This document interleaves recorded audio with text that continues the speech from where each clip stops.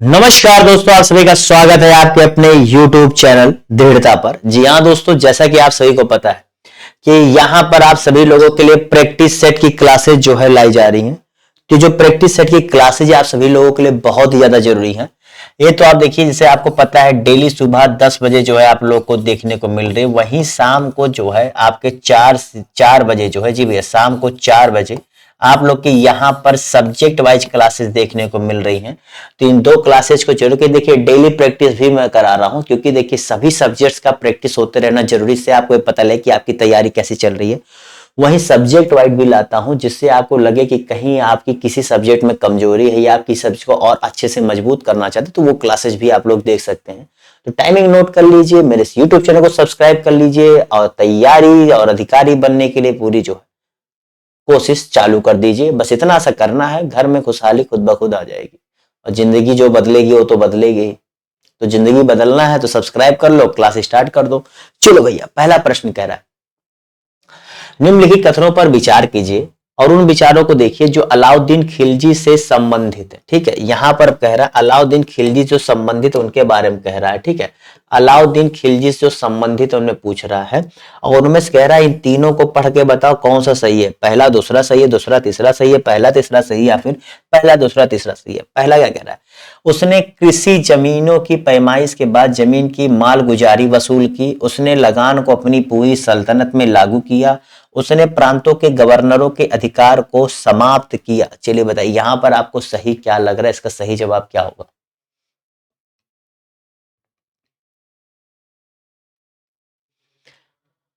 तो जितने लोगों ने यहां पे इसका सही जवाब क्या दिया है, पहला और तीसरा सी। देखिए भैया यहां पर आप समझिएगा, पहला और तीसरा कथन सही है। दूसरे कथन में क्या है, यहां पर कह रहा है उसने लगान को पूरी सल्तनत के लिए लागू किया था। नहीं भैया, उसने लगान को पूरी सल्तनत के लिए लागू नहीं किया था, बल्कि उसने क्या किया था, जो सल्तनत वाली चीजें थी वहां पर उसने लगान की व्यवस्था लागू की थी और लगान के साथ उसने क्या किया था, नई भू राजस्व प्रणाली का गठन किया।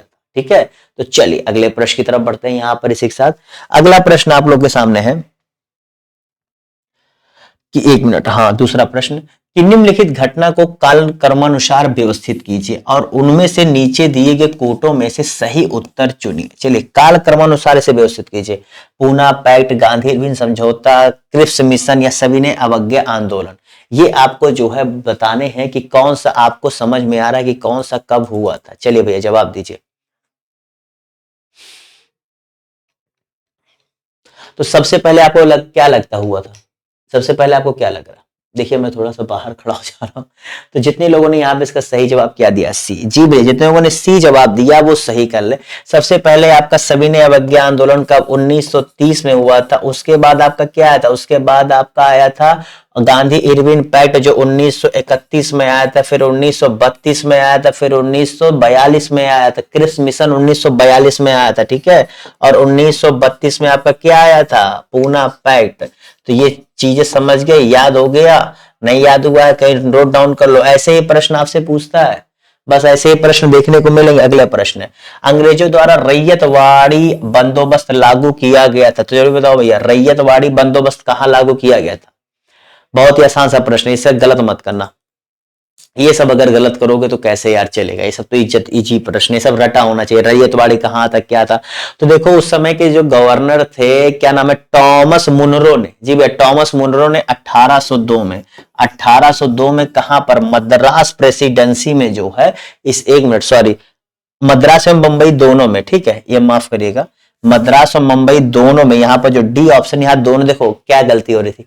मद्रास मुझे पता था, मद्रास के नाम पर डी लगाना चाहता, लेकिन मुझे याद आ रहा यार मुंबई भी थी। इसी वजह से क्या डी जवाब दिया, सही कर लो। ठीक है, असम के कुछ भागों में लागू की गई थी। ये जो अगर आपसे थोड़ा इंटरनल चीज है, ये असम के भी कुछ भागों में लागू की गई थी। अगर आपको ये देता है तो गलत मत करना, बहुत अलग पॉइंट, बहुत कम लोग जानते। असम के कुछ भागों में भी रैयतवाड़ी इस व्यवस्था को लागू किया गया था, लेकिन यहां मद्रास और मुंबई के संपूर्ण भाग में जो है इसे लागू किया गया था। ठीक है, अगला प्रश्न यहाँ पर, यहाँ सूची 1 को सूची 2 से मिला। ये सूची 1 है, सूची 2 है। क्या है, प्रदोत, उदयन, प्रसेनजित, अजातशत्रु, इनके जो है राज्य कौन से थे ये बताइए। 16 महाजनपद जानते हो ना, उससे 1-2 प्रश्न यूपी जरूर पूछता है, क्योंकि यूपी का भी कुछ भाग उसमें शामिल। तो चलिए बताइए इसका सही जवाब क्या होगा। तो जितने लोगों ने यहाँ पे इसका सही जवाब क्या दिया है, सी। जितने लोगों ने क्या सी जवाब दिया उस सही कर ले। कैसे? प्रदोत का क्या था, अवंती था, ठीक है। उसके बाद आपका क्या था, उदयन का आपका क्या था, वत्स था, ठीक है। उदयन का वत्स, प्रदोत का अवंती हो गया। अब देखो यहाँ पर फिर क्या हो रहा है, इसके बाद प्रसेनजीत का कौशल था, अजात शत्रु का आपका मगध था। तो जितने लोगों ने यहाँ पर क्या सी जवाब दिया है वो सही कर ले। अगले प्रश्न की तरफ बढ़ते हैं। अगला प्रश्न है, निम्न में से किस राजवंश के अंतर्गत विजारत, क्या दिया भैया, विजारत चरमोत्कर्ष हुआ। विजारत चरमोत्कर्ष हुआ, बताइए इसका सही जवाब क्या होगा। विजारत चरमोत्कर्ष हुआ था, बताइए किसके अंतर्गत हुआ था, जवाब दीजिए। तो जितने लोगों ने यहां पर क्या जवाब हुआ था,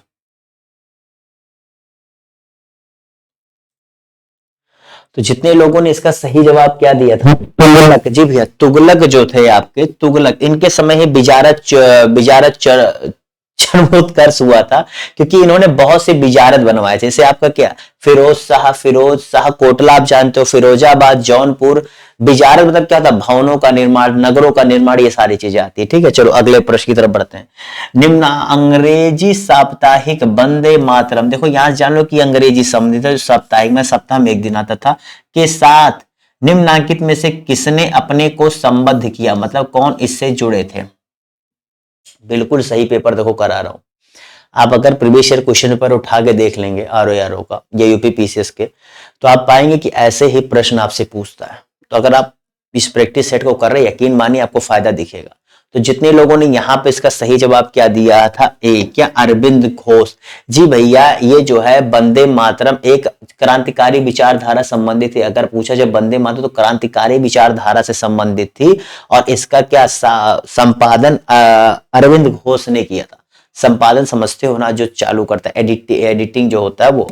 अगला प्रश्न है, सूची 1 को सूची 2 से संबद्ध कीजिए। यहाँ पर सूची 1 है जो कांग्रेस अध्यक्ष थे, सूची 2 है अधिवेशन स्थान। जी भैया, सूची 1 को सूची 2 से करना है, तो कौन से कांग्रेस अध्यक्ष किस अधिवेशन के समय थे, बताओ। Doctor S A. अंसारी, पुरुषोत्तम दास टंडन, सरोजनी नायडू, सुभाष चंद्र बोस। बताइए इसका सही जवाब क्या लग रहा है आप लोगों को। ये डायरेक्ट बेस्ड क्वेश्चन है, बताइए। तो जितने लोगों ने यहाँ पे इसका सही जवाब क्या होगा, चलो मैं देखता हूं। चलो, सुभाष चंद्र बोस जी का तो मुझे पता लग गया। चलो, एक का पता लग गया ना। अब एक का अगर पता लग गया तो उसी देखो प्रश्न आसान हो गया। सुभाष चंद्र बोस जी ने हरिपुरा का किया था, डी का 1 कहां दिया, यही तो दिया है। तो इसका सही जवाब क्या, सी हो जाएगा।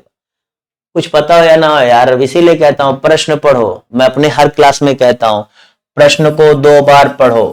प्रश्न को 2 बार पढ़ोगे, खुद ब खुद जवाब के करीब चले जाओगे, अगर सही से पढ़े हो तो।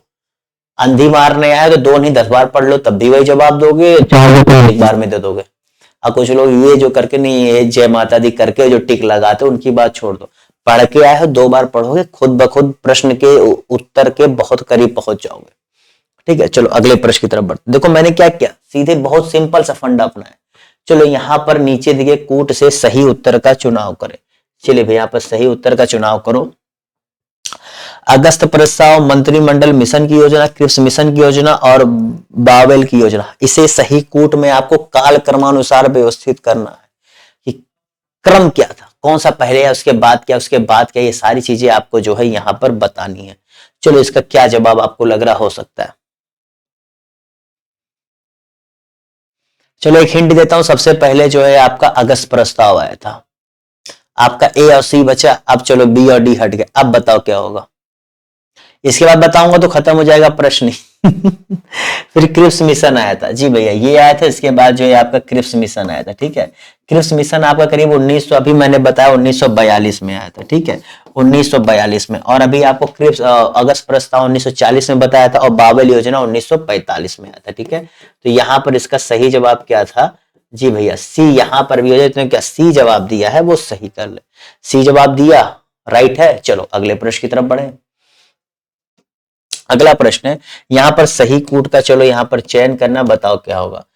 क्या वैदिक नदियां और आधुनिक नाम।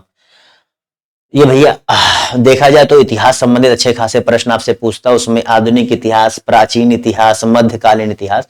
तो यहाँ से आप प्रश्न देख रहे हो, सभी का सही समन्वय आपको देखने को मिल रहा होगा कि हर टॉपिक को यहाँ पर बराबर जगह दी गई है। तो इसलिए बहुत इंपॉर्टेंट क्लास है, देखिए। और सबसे बड़ी चीज है, इसके लिए आप मेरे इस यूट्यूब चैनल को सब्सक्राइब जरूर कर लीजिए, क्योंकि अगर आप सब्सक्राइब नहीं करेंगे तब तक आप ऐसी महत्वपूर्ण क्लासेस नहीं पा पाएंगे, देख नहीं सकेंगे, क्योंकि एक बार देख लिए दोबारा देखना होगा तो इतना जल्दी तो हर चैनल याद नहीं आ जाता ना, इतना जल्दी सब कुछ पता लग जाता है। तो अभी इतना बड़ा तो नाम है नहीं कि नाम पता होगा। तो चलो, जितने लोगों ने यहाँ पे इसका सही जवाब क्या दिया है, चलो पहले देखते हैं इसका क्या हो सकता है। कुबा का काबुल याद है, क्योंकि कुबा मुझे हमेशा, देखो कुबा का काबुल, का से कुबा, का से काबुल। उसके बाद दूसरा देखा जाए सदा नीरा। अब सदा नीरा किसका है बताओ? सदा नीरा गंडक का। दो याद है तो गंडक और कुबा का काबुल।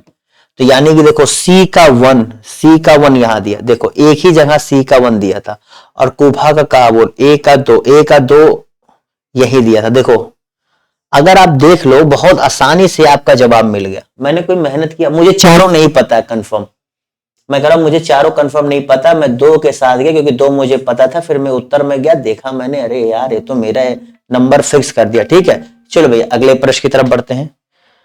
अगला प्रश्न है यहाँ पर, निम्नलिखित में से किसने मित्र मेला संघ की जो है यहाँ पर शुरुआत की थी? जी भैया, मित्र मेला संघ की शुरुआत यहाँ पर किसने की थी? बताइए इसका सही जवाब क्या होगा, फटाफट जवाब दीजिए।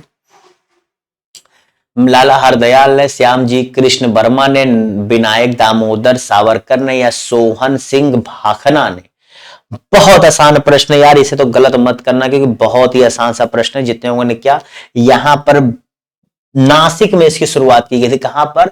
नासिक में। कब की गई थी? 1899 में। 1899 में की गई थी नासिक में। कौन भैया किया था? आपके विनायक दामोदर सावरकर ने की थी। विनायक दामोदर सावरकर जी ने इसकी क्या शुरुआत की थी। चलो भैया अगले प्रश्न की तरफ बढ़ते हैं। दिल्ली के किस सुल्तान ने ब्राह्मणों पर भी जजिया कर लगाया था? जी भैया, पहले जजिया कर जब लगाया जो हिंदुओं पर लगाया था, तो उनमें यह हुआ कि ब्राह्मणों को उससे बाहर किएगा। बाद में उन्होंने कहा क्यों भैया, इन्हें क्यों, जब हिंदुओं पर लग रहा है जो हिंदू है सब पे लगेगा, तो उन्होंने उन पर भी, ब्राह्मणों पर भी जजिया कर लगा दिया था। तो इसका सही जवाब क्या होगा? तो जितने लोगों ने यहां पर, फिर हट गया था क्या? जितने का फिरोज तुगलक जवाब दिया था वो सही कर ले। फिरोज तुगलक जी ने बहुत स्पष्ट रूप से कहा था कि देखिए हम सब पे लगाएंगे, जो इस्लाम अगर स्वीकार करता है उन्हें छोड़ देंगे, या जो नहीं कर रहा वो जिम्मी है। क्या है? जिम्मी कहते थे। ठीक है, जिम्मी, तो उन पर क्या हम ये कर लगाएंगे, जजिया कर लगाएंगे। ठीक है, अगले प्रश्न की तरफ बढ़ते हैं। अगला प्रश्न यहाँ पर, लॉर्ड डलहौजी ने अवध को किस वर्ष कब्जे में लिया था? जी भैया, लॉर्ड किस वर्ष अपने कब्जे में लिया था? चलिए बताइए इसका सही जवाब क्या होगा। ये किस नीति के तहत लिया था, ये भी बहुत बार पूछा जाता है। ठीक है,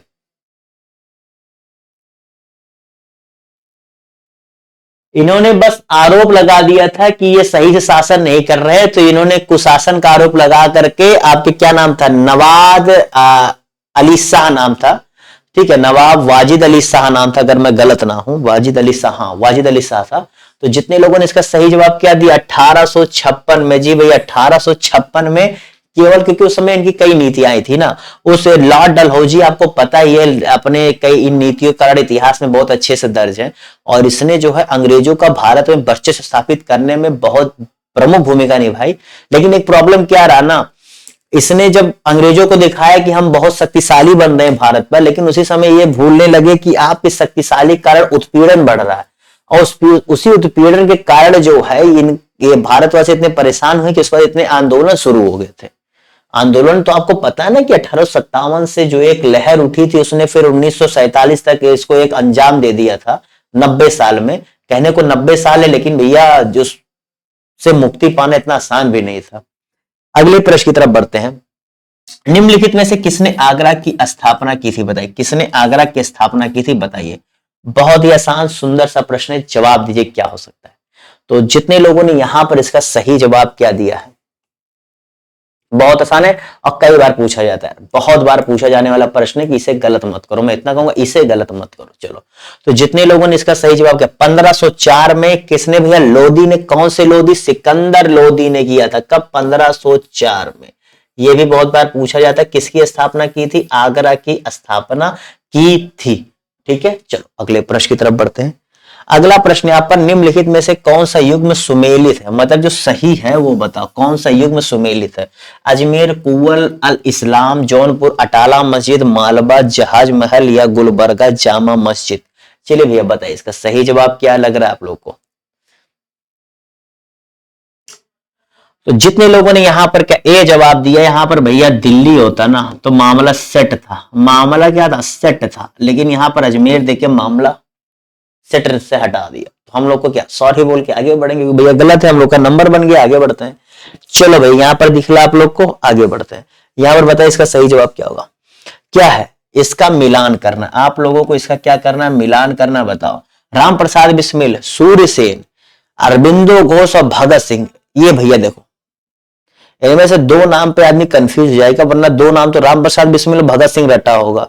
सूर्य सेन में भले आपको थोड़ा प्रॉब्लम, अरविंदो घोष भी बहुत लोग पढ़े होंगे, अगर आप थोड़ा सा भी, सूर्य सेन भी पढ़े होंगे, लेकिन ये सब बहुत जो डीप पढ़ा होगा वही जवाब दे पाएगा। तो जितने लोगों ने यहां पर इसका सही जवाब क्या दिया है, देखिए राम प्रसाद बिस्मिल तो आपको पता है ना, काकोरी कांड के लिए प्रसिद्ध थे, और इनका गोरखपुर में इनको क्या नाम है, फांसी की सजा दी गई थी। गोरखपुर या Faizabad, I am sorry, confuse हो गया मैं। भगत सिंह, कोई कंफ्यूजन नहीं, लाहौर षड्यंत्र केस, ठीक है, कहां है? यहां है। क्यों? क्योंकि भैया लाहौर षड्यंत्र केस, और उन्होंने जो बम भी फेंका था, क्या कहते हैं उसे, जो उन लोग का पार्लिया कोर्ट में शायद बम फेंका था। तो यहां पर देखो ए का हमारा क्या हो रहा है, दूसरा, ए का दूसरा देखो सी में दिया है, चलो यही हमारा सही हो गया, बाकी तो मिला ही लिए ना। अगले प्रश्न की तरफ बढ़ते हैं। अगला प्रश्न है यहाँ पर, निम्नलिखित शासकों में से किसने विदेशों में आधुनिक रीति पर दूतावासों की स्थापना की? बहुत आसान, बहुत इंपॉर्टेंट, और उसको वास्तव वास्तव में जो ये सही है ना, इसने एक वास्तव में भारत को वो नीति दिखाई थी जो, अगर मैं कह रहा हूं काश उत्तर भारत के भी शासकों ने वो नीति अपनाई होती तो इतना आसान नहीं होता भारत पर इतना लंबा कब्जा करना। इसने अंग्रेजों के रहते हुए इस तरीके से काम किया था, इसको उस समय यह माना जाता था कि इसने दिमाग लगाया था। देखिए जिंदगी में चीजें कभी भी आसान नहीं होंगी, थोड़ा थोड़ा कठिन, ज्यादा कठिन या अपर लेवल कठिन, कठिनाई हमेशा रहेगी। बस होता है किसी को, होता नहीं कि कोई तुम्हें हाथ से खिलाने वाला है, कोई अपने हाथ से खा रहा है, तो कोई तो जो है खुद बना के खा रहा है, तो ये लेवल समझ लो। तो वही है, कोई तुम्हें अगर अपने हाथ से खिला रहा है तो उससे लेकर के खुद बनाकर खाने के बीच जो कठिनाई है ना, वही हमारे जो है जाहिल और हमें बेकार होने में बहुत बड़ा कारण बनता है। तो यहां पर जितने लोगों ने क्या टीपू सुल्तान जवाब दिया वो सही कर ले। आजकल खैर एक अलग मुद्दा चल रहा है, वरना टीपू सुल्तान को अगर आप पढ़ेंगे इनके बारे में इतिहास में, तो बहुत अच्छी लड़ाई इन्होंने लड़ी थी, और उस समय भारत में साउथ में बहुत अच्छी सेना इनकी थी, बहुत अच्छी सेना थी। अगले प्रश्न की तरफ बढ़ते हैं। निम्नलिखित नेताओं में से किसने भारत छोड़ो आंदोलन के दौरान जेल से फरार होकर भूमिगत गतिविधियों को संगठित किया था? हाँ भैया ये तो था, ये आपको पता होना चाहिए, बहुत जरूरी है। चलिए बताइए इसका सही जवाब क्या होगा? इन्होंने एक दस्ते का गठन किया था, उसका नाम था क्या? आजाद दस्ता। जी भैया, इन्होंने आजाद दस्ता का गठन किया था, आजाद दस्ता, ठीक है। आजाद दस्ता का काम क्या था कि ये जो है गतिविधियां चला रहा था, जो कि आपके जो भारत छोड़ो आंदोलन चल रहा था उसको बहुत सहायता पहुंचा रहा था अलग अलग तरीके से। इसका सही जवाब था जयप्रकाश नारायण। जी भैया, जयप्रकाश नारायण इसका सही जवाब है। भारतीय राजनीति में जान के चलो जयप्रकाश नारायण का आज भी नाम लिया जाता है, ठीक है। अगले प्रश्न की तरफ बढ़ते हैं। नेताजी सुभाष चंद्र बोस ने, एक मिनट, नेताजी सुभाष चंद्र बोस ने आजाद हिंद फौज की स्थापना कब की थी? चलो भैया, सन पूछ रहा है, साल पूछ रहा है, महीना पूछ रहा है, बताइए इसका सही जवाब क्या होगा? चलिए भैया फटाफट जवाब दीजिए। तो जितने लोगों ने यहां पर इसका सही जवाब क्या दिया, देखो सिंगापुर में किया था, ये मैं ऐड कर दे रहा हूं क्योंकि प्रश्न में पूछा नहीं है, उत्तर आपको देना। तो जितने लोगों ने यहां पे इसका सही जवाब क्या दिया, अक्टूबर 1943, सिंगापुर में अक्टूबर 1943 को जो इन्होंने किया था। तारीख कितनी थी? 21। जी भैया 21 तारीख थी। तो 21 हम लोग में 11-21 को बहुत शुभ माना जाता है ना, तो ऐसे याद कर लो, बहुत शुभ दिन था। तो क्या था? 21 अक्टूबर 1943 को सिंगापुर में स्थापना की गई थी। चलो भैया अगला प्रश्न है, निम्नलिखित में से किसने 1920 के नागपुर के भारतीय राष्ट्रीय कांग्रेस के अधिवेशन में असहयोग के प्रस्ताव को पारित किया था? यानी कि असहयोग प्रस्ताव को प्रस्तावित किसने किया था, यानी प्रपोजल किसने रखा था? तो जितने लोगों ने यहां पर असहयोग प्रस्ताव को किसने प्रस्तावित किया था, जो ये क्या था, सी आर दास। जी भैया, सी आर दास जी ने जो 1920 में नागपुर में अधिवेशन हुआ था, वो मेरा आपके लिए एक प्रश्न है कि इसकी अध्यक्षता किसने की थी, ये मेरा आपके लिए प्रश्न है। और चलिए बढ़ते हैं आज की आखिरी प्रश्न की तरफ। ये पहला क्लास है, धीरे धीरे इसमें प्रश्नों की संख्या बढ़ती रहेगी। आज 20 है, फिर 25, 30, 50, फिर धीरे धीरे पेपर तक आपको 140 प्रश्न तक प्रैक्टिस सेट में देखने को मिलेंगे। तो इस आखिरी प्रश्न का जवाब दीजिए। क्लास को खत्म करते हैं। यहाँ पर पूछा 1857 की क्रांति के निम्नलिखित नेताओं में से किसका वास्तविक नाम रामचंद्र पांडुरंग था। बहुत आसान प्रश्न है, सबको पता होगा।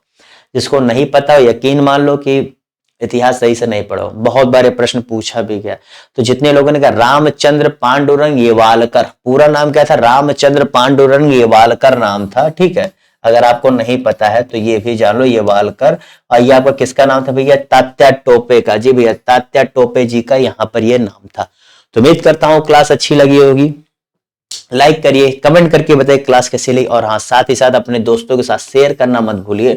और ऐसी महत्वपूर्ण क्लासेज के लिए अपने दोस्तों के साथ जो है शेयर करिए। साथ ही मेरे यूट्यूब चैनल को सब्सक्राइब करना मत भूलिए। और हाँ, जो शाम को 4 बजे क्लास होगी उसे देखा करिए। और सुबह जो 10 बजे क्लास चली इसे भी शेयर करिए अपने दोस्तों के लिए। Bye bye, tata, see you, have a good day, bye bye.